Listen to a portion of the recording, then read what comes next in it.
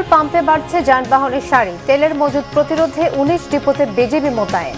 ঈদ উদযাপন শেষে রাজধানীতে ফেরা মানুষের ঢল। আবারও পরিবর্তন হচ্ছে পুলিশের পোশাক। পুলিশকে দলীয় প্রভাবমুক্ত রাখতে কাজ করছে সরকার, জানালেন স্বরাষ্ট্রমন্ত্রী।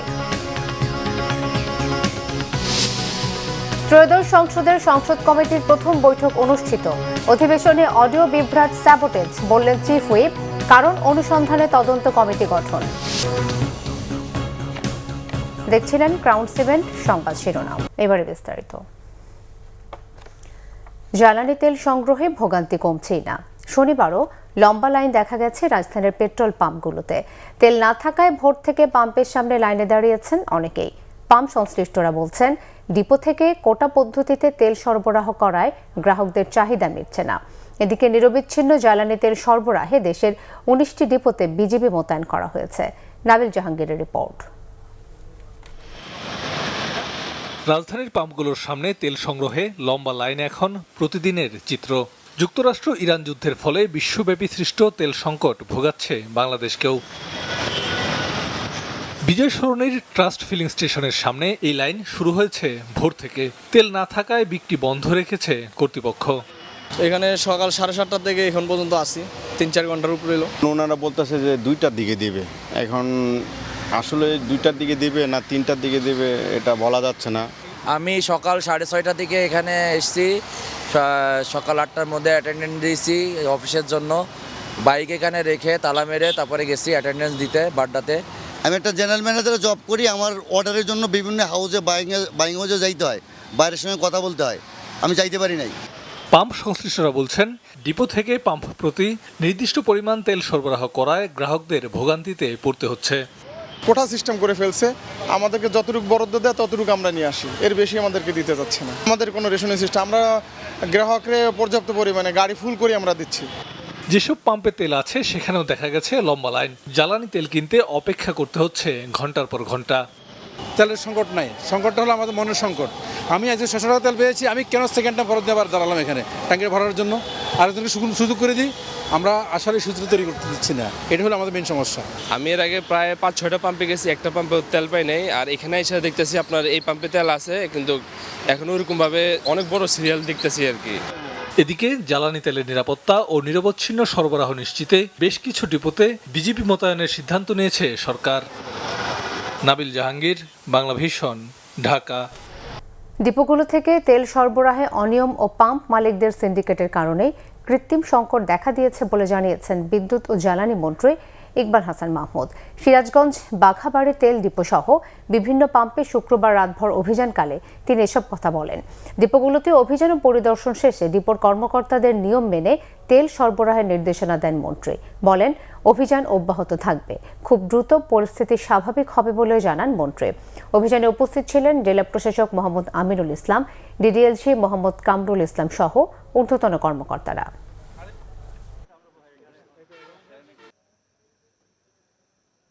এই ডিপো থেকে তেলও বেরিয়ে যাচ্ছে। তেল বেরিয়ে যাওয়ার পরে তাও আমরা দেখছি যে হাহাকার, যে দেশে তেল নাই।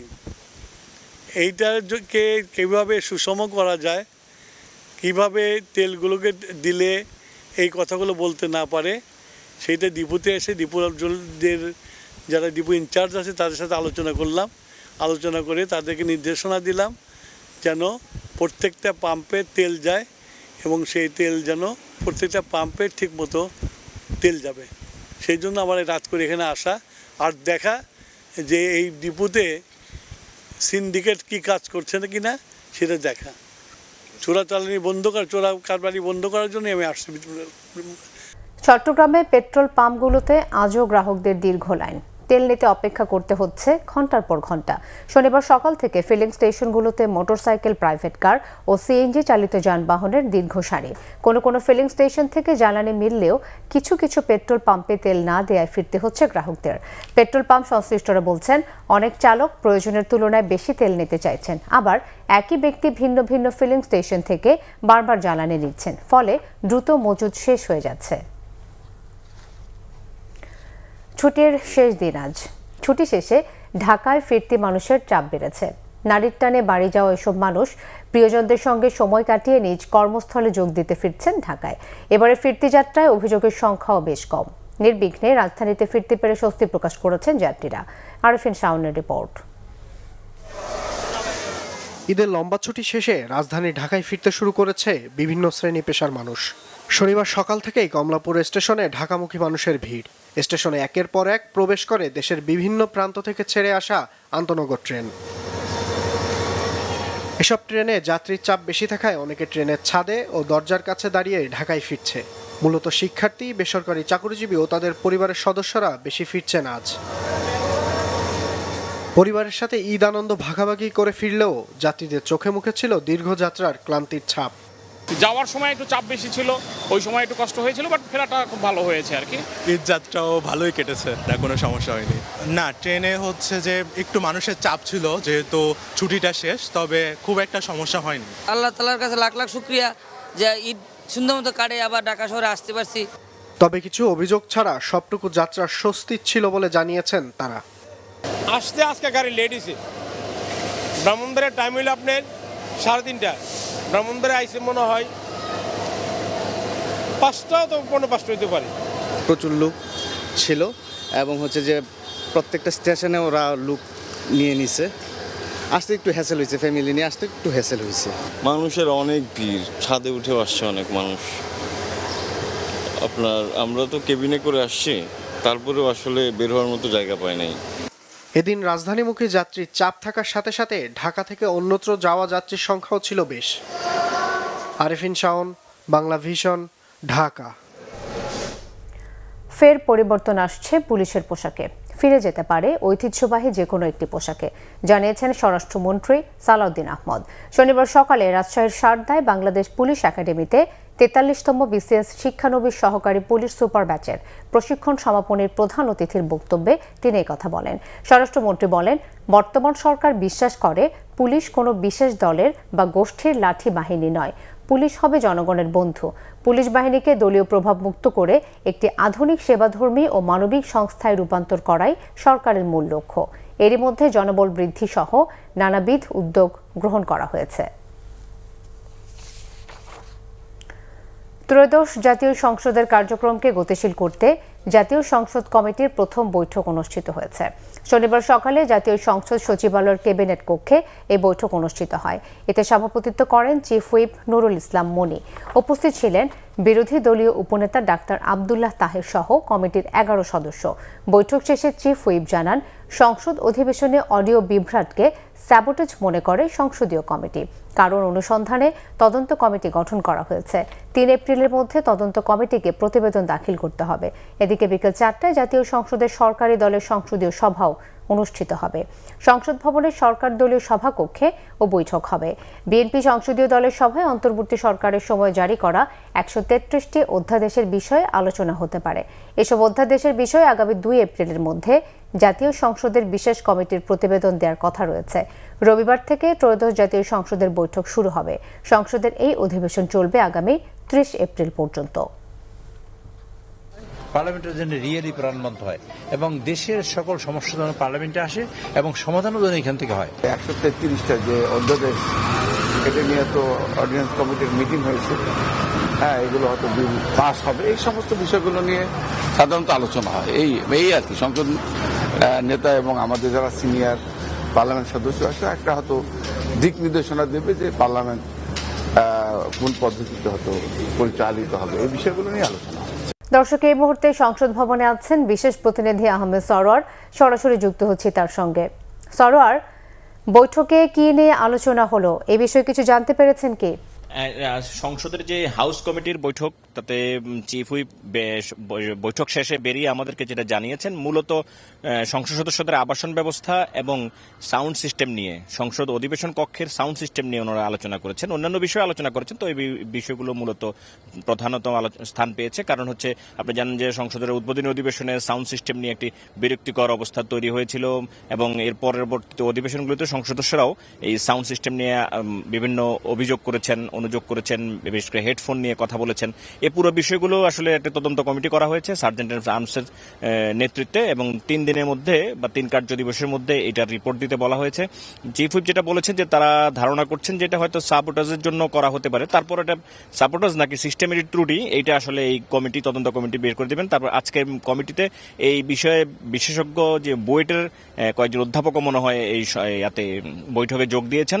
তারা আসলে বুঝতে চেয়েছেন যে এইটা কারণটা কি, কারিগরি ত্রুটি নাকি কারো মানে সরকারকে বা সংসদকে বিব্রত করার জন্য এই অবস্থা তৈরি করা হয়েছে সেটা বিষয়। আর সংসদ সদস্যদের আবাসন, সংসদ চিফ হুইপ যেটা বলেছেন যে এবার সংসদ অনেক বেশি প্রাণবন্ত এবং কার্যকর করার প্রচেষ্টা রয়েছে তাদের, সেই জন্য সকল সদস্যরা যাতে সংসদ ভবনের আশেপাশে থাকতে পারেন এবং সংসদের এমপি হোস্টেলগুলোতে থাকতে পারেন সেই জন্য ব্যবস্থা নিতে বলা হয়েছে, এবং 10 এপ্রিলের মধ্যে যাতে সংসদ সদস্যরা এই এমপি হোস্টেলে উঠতে পারেন সেই ব্যবস্থা নেওয়ার জন্য গণপূর্তকে বলা হয়েছে। আর আপনাকে ধন্যবাদ। স্পিকার মেজর অবসরপ্রাপ্ত হাফিজউদ্দিন আহমদের সহধর্মিণী দিলারা হাফিজ মারা গেছেন। ইন্না লিল্লাহি ওয়া ইন্না ইলাইহি রাজিউন। শনিবার স্থানীয় সময় দুপুর 1:30টার দিকে সিঙ্গাপুর জেনারেল হাসপাতালের চিকিৎসাধীন অবস্থায় তিনি শেষ নিঃশ্বাস ত্যাগ করেন। তার বয়স হয়েছিল 78 বছর। তিনি স্বামী, এক ছেলে ও এক মেয়ে এবং নাতি নাতনি সহ অসংখ্য গুণগ্রাহী রেখে গেছেন। বিএনপির মিডিয়া সেল থেকে জানানো হয়েছে, স্পিকার হাফিজউদ্দিন আহমদের সহধর্মিণীর মরদেহ আগামীকাল সন্ধ্যায় বাংলাদেশে নিয়ে আসা হবে। সোমবার 30 মার্চ জাতীয় সংসদের দক্ষিণ প্লাজায় বেলা 11টায় প্রথমে নামাজে জানাজা অনুষ্ঠিত হবে। বাদ জোহর সেনানিবাসের কেন্দ্রীয় মসজিদে দ্বিতীয় জানাজার পর বনানী সামরিক বাহিনীর কবরস্থানে তাকে দাফন করা হবে। রাজধানীতে ডিবেট ফর ডেমোক্রেসি আয়োজিত মুক্তিযুদ্ধের চেতনা নিয়ে ছায়া সংসদ বিতর্ক প্রতিযোগিতায় আলোচকরা বলেছেন, স্বাধীনতার 55 বছরেও মুক্তিযোদ্ধাদের সঠিক তালিকা না হওয়ায় মুক্তিযোদ্ধার সংখ্যা বেড়েছে। এছাড়া মুক্তিযুদ্ধের চেতনা বিক্রি করে দেশে গুম খুনের সংস্কৃতি বাড়ানো হয়েছে। এফডিসিতে আয়োজিত ছায়া সংসদে স্যার সলিমুল্লাহ মেডিকেল কলেজ ও সোনারগাঁও ইউনিভার্সিটির বিতার্কিকরা অংশ নেন। অনুষ্ঠানে ডিবেট ফর ডেমোক্রেসির চেয়ারম্যান হাসান আহমেদ চৌধুরী কিরণ অভিযোগ করে বলেন, মুক্তিযুদ্ধকে দলীয়করণের মধ্য দিয়ে ক্ষমতাকে পাকাপোক্ত করতে বিগত সময়ে নানা অপপ্রয়াস চালানো হয়েছে। তিনি সঠিক মুক্তিযোদ্ধাদের তালিকা করার দাবি জানান। অনুষ্ঠানে প্রধান অতিথি জাতীয় প্রেস ক্লাবের সভাপতি কবি হাসান হাফিজ বলেন, অতীতে মুক্তিযুদ্ধকে ব্যবহার করে ক্ষমতাকে কুক্ষিগত করা হয়েছিল, ফলে বিগত 17 বছরে দেশে গুম খুন বেড়েছে। ভুয়া মুক্তিযোদ্ধাদের আইনের আওতায় আনার দাবি জানান তিনি। ছায়া সংসদে স্যার সলিমুল্লাহ মেডিকেল কলেজ বিজয়ী হয়েছে। 536টি স্কুলে পর্যায়ক্রমে মশক নিধন কার্যক্রম চালানো হবে বলে জানিয়েছেন ডিএনসিসি প্রশাসক শফিকুল ইসলাম খান মিল্টন। শনিবার সকালে Dhaka residential model school and কলেজে কর্মসূচির উদ্বোধন করে তিনি কথা বলেন। শফিকুল ইসলাম খান মিল্টন বলেন, সামনে বর্ষা মৌসুমে ডেঙ্গুর ঝুঁকি বাড়তে পারে। সম্প্রতি প্রায় 1 মাস স্কুল কলেজ বন্ধ থাকার পর শিক্ষার্থীরা আবার ক্লাসে ফিরছে, তাই শিক্ষার্থীদের সুস্থতা নিশ্চিত করতেই এই উদ্যোগ নেওয়া হয়েছে। ডিএনসিসি প্রশাসক জানান, এখন পর্যন্ত উত্তর সিটি কর্পোরেশনে কোনো ডেঙ্গু রোগী নেই। রাজধানীর স্কুলগুলোতে মশার প্রজনন স্থল ধ্বংস করতে নিয়মিত ওষুধ ছিটানো হবে বলেও জানান তিনি। বলেন, এই উদ্যোগ বাস্তবায়নে কোনো অভিযোগ পাওয়া গেলে ব্যবস্থা নেওয়া হবে। প্রধানমন্ত্রীর পক্ষ থেকে এ বিষয়ে জিরো টলারেন্সের নির্দেশের কথাও জানান ডিএনসিসি প্রশাসক। আন্তর্জাতিক, নেপালের সাবেক প্রধানমন্ত্রী কেপি শর্মা ওলি ও সাবেক স্বরাষ্ট্রমন্ত্রী রমেশ লেখককে গ্রেফতার করেছে পুলিশ। গত সেপ্টেম্বরে দেশটির জেএনজি বিক্ষোভকারীদের উপর প্রাণঘাতী হামলা ও দমন নিপীড়নের অভিযোগে তাদের গ্রেফতার করা হয়েছে। স্থানীয় সময় শনিবার সকালে নিজ নিজ বাসভবন থেকে তাদের গ্রেফতার করা হয়। নেপালের নতুন প্রধানমন্ত্রী বালেন্দ্র শাহ ও তার মন্ত্রী পরিষদ শপথ নেওয়ার একদিন পরেই সাবেক প্রধানমন্ত্রী ও স্বরাষ্ট্রমন্ত্রীকে গ্রেফতার করা হলো। গত বছর নেপালে জেএনজিদের বিক্ষোভের মুখে পদত্যাগ করতে বাধ্য হন তৎকালীন প্রধানমন্ত্রী কেপি শর্মা ওলি। সেপ্টেম্বর মাসের 8 ও 9 তারিখে ওই বিক্ষোভে নিহত হয় অন্তত 77 জন। তবে বিক্ষোভকারীদের হত্যার নির্দেশ দেওয়া সহ সকল অভিযোগ ভিত্তিহীন ও নোংরা রাজনীতির শিকার হয়েছেন বলে অভিযোগ করেছেন কেপি শর্মা ওলি। আর কেপি শর্মার বিরুদ্ধে অভিযোগের তদন্ত চলাকালে তাকে গ্রেফতার করা অযৌক্তিক বলে মন্তব্য করেছেন সাবেক প্রধানমন্ত্রীর আইনজীবী। খেলার খবর, ফিফা র্যাঙ্কিংয়ে 115 নম্বরের দেশ মৌরিতানিয়া। সেই দলের বিপক্ষে বিশ্বকাপ প্রস্তুতি ম্যাচে 2-1 গোলে জিতেছে আর্জেন্টিনা। 1 এপ্রিল বাংলাদেশ সময় ভোরে দ্বিতীয় প্রস্তুতি ম্যাচে জাম্বিয়ার মুখোমুখি হবে আর্জেন্টিনা। বিশ্বকাপ প্রস্তুতিতে আর্জেন্টিনার খেলার কথা ছিল ফিনালিসিমায় ইউরোপিয়ান চ্যাম্পিয়ন ও ফিফা র্যাঙ্কিংয়ের 1 নম্বর দেশ স্পেনের বিপক্ষে। মধ্যপ্রাচ্য যুদ্ধের কারণে ম্যাচটি বাতিল হওয়ায় গুয়াতেমালার বিপক্ষে খেলার তারিখ নির্ধারিত হয়েছিল মেসিদের, কিন্তু সেই ম্যাচটিও বাতিল হয়। ফলে আফ্রিকান দেশ মৌরিতানিয়ার বিপক্ষে খেলছে ফিফা র্যাঙ্কিংয়ের ৩ নম্বর দেশটি। বুয়েন্স আয়ার্সে ১১২ ধাপ পিছিয়ে থাকা মৌরিতানিয়ার বিপক্ষে হালকা মেজাজেই খেলেছে বর্তমান বিশ্বকাপ চ্যাম্পিয়নরা। প্রথমার্ধেই এনজো ফার্নান্দেজ ও ফ্রি কিক থেকে নিকো পাজের গোলে ২-০ লিড নেয় আর্জেন্টিনা। দ্বিতীয়ার্ধে মেসি মাঠে নেমে কিছু ঝলক দেখালেও গোল পাননি। ম্যাচে বড় জয়ের চেয়ে দল নিয়ে পরীক্ষা নিরীক্ষা করাই ছিল কোচ লিওনেল স্কালোনির মূল লক্ষ্য। এছাড়া বিশ্বকাপের আগে ইনজুরি মুক্ত থাকতে মাঠে সিরিয়াস ছিল না আর্জেন্টিনার ফুটবলাররা। ম্যাচে মৌরিতানিয়ার পোস্টে মাত্র 4টি শট মেরেছে আর্জেন্টিনা, অন্যদিকে মৌরিতানিয়া আর্জেন্টিনার পোস্টে 4টি শট মেরেছে এবং শেষ দিকে 2টি সুযোগ তৈরি করে ইনজুরির সময় একটি গোলও শোধ করেছে। সেখানে মৌরিতানিয়ার ডিফেন্ডার জর্ডান লেফোর্ট নিজের অভিষেক ম্যাচে বিশ্ব চ্যাম্পিয়নদের বিপক্ষে গোল করে নিজেদের স্মরণীয় করে রাখেন। সংবাদ শেষ করব ক্রাউন সিমেন্ট শিরোনামগুলো আরও একবার জানিয়ে। পেট্রোল পাম্পে বাড়ছে যানবাহনের সারি। তেলের মজুদ প্রতিরোধে 19 ডিপোতে বিজিবি মোতায়েন। ঈদ উদযাপন শেষে রাজধানীতে ফেরা মানুষের ঢল। আবারও পরিবর্তন হচ্ছে পুলিশের পোশাক। পুলিশকে দলীয় প্রভাবমুক্ত রাখতে কাজ করছে সরকার, জানালেন স্বরাষ্ট্রমন্ত্রী। ত্রয়োদশ সংসদের সংসদীয় কমিটির প্রথম বৈঠক অনুষ্ঠিত। অধিবেশনে অডিও বিভ্রাট স্যাবোটেজ, বললেন চিফ হুইপ। কারণ অনুসন্ধানে তদন্ত কমিটি গঠন। এই ছিল এখনকার মতো। পরের সংবাদ বিকেল 4টায়। এর আগে 3টায় রয়েছে নিউজ টপ 10 দেখার আমন্ত্রণ রইল। এছাড়া বাংলা ভিশন সংবাদ ও সংবাদ সংশ্লিষ্ট অনুষ্ঠান দেখতে ভিজিট করুন www.bvnews24.com ও facebook.com/banglavisionnews এবং সাবস্ক্রাইব করুন youtube.com/banglavisionnews। ধন্যবাদ।